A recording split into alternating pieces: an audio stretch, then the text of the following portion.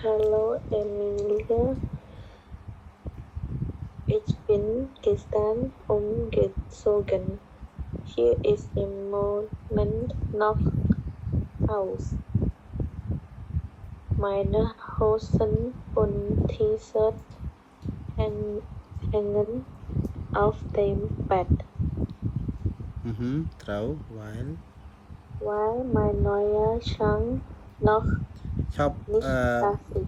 chop mình men hanging off them bed trâu thì ligen mình Oh, trâu việc chúa ta là chăng rồi có tu ấy mình trâu dân đã ligen á để mình chụp ảnh cái đây là lời Greta.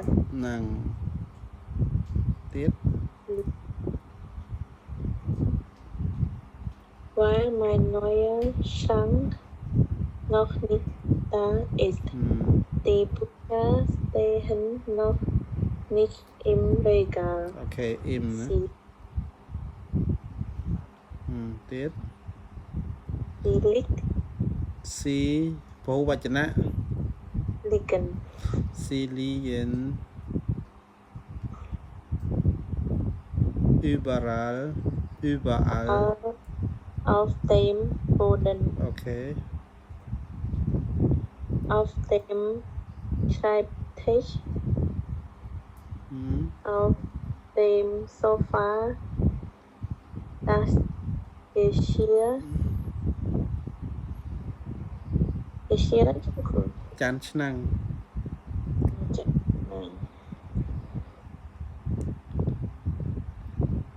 Das Geschirr ist auch nicht in den